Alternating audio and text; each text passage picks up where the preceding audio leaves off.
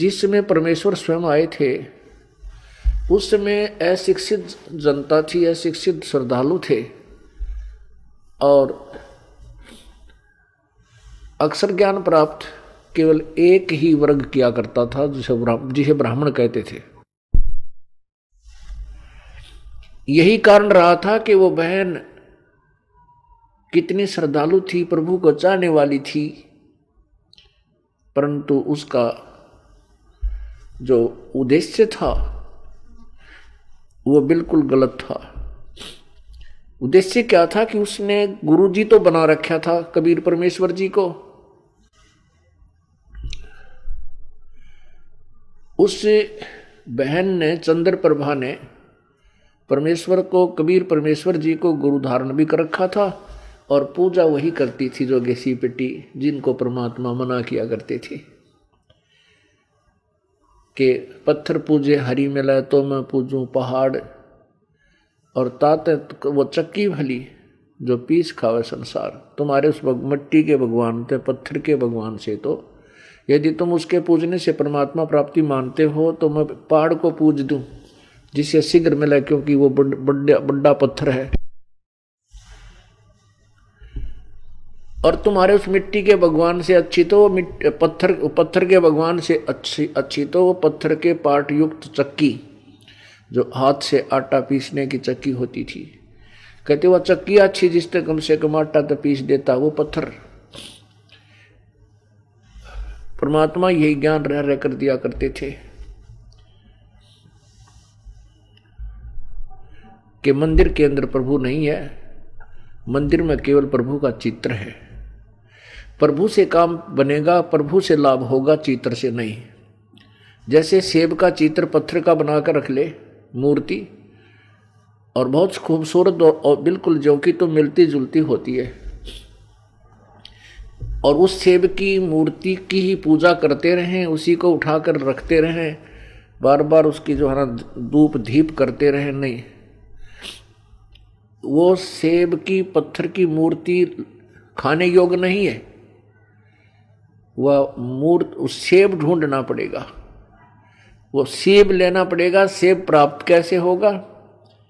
उसके लिए पहले मजदूरी करनी होगी, मजदूरी करके 2 पैसे जेब में डालने होंगे, रुपए।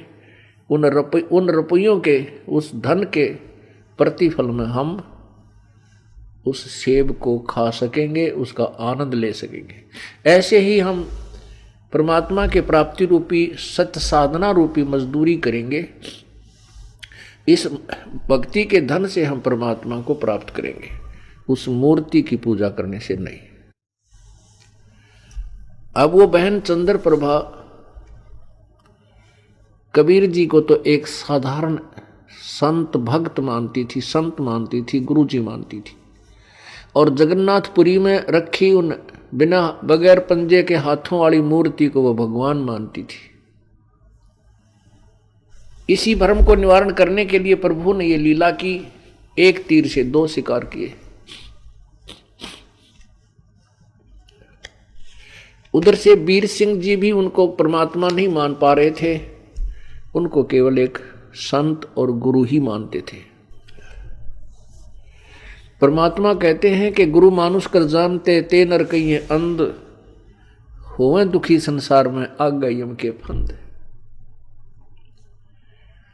कबीर गुरु गोविंद दोनों खड़े, गुरु गोविंद दोनों खड़े, किसके लागू पाए, बलिहारी गुरु आपना जिन गोविंद दियो मिलाए।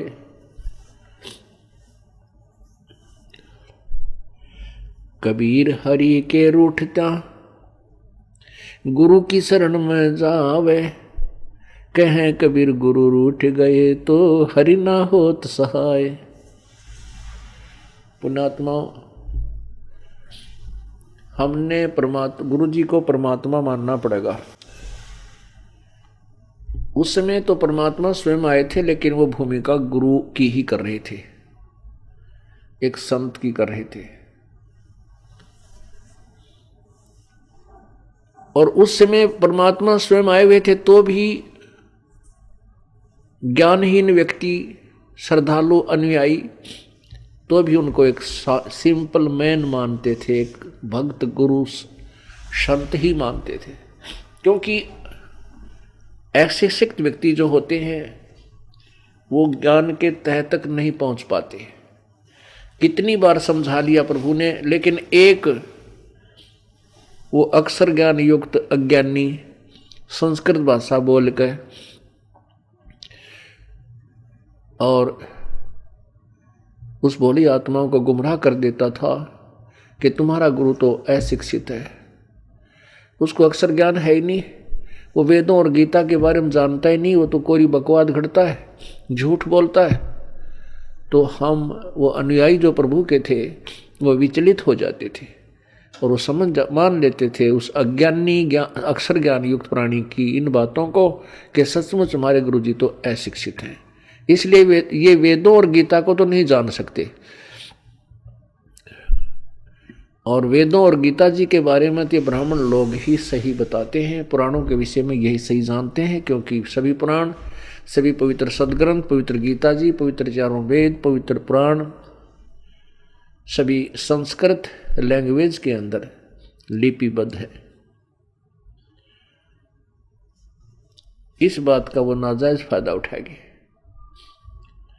परमात्मा ने इसलिए ये समय सेलेक्ट किया, ये टाइम सेलेक्ट किया कि पिछली पीढ़ी के अंदर शिक्षित होगा सारा समाज, उस समय ये मेरे को पहचान पाएंगे मेरे बच्चे, और इन काल के दूतों को ये धिक्कार देंगे, ठुकरा देंगे, छोड़ देंगे, त्याग देंगे।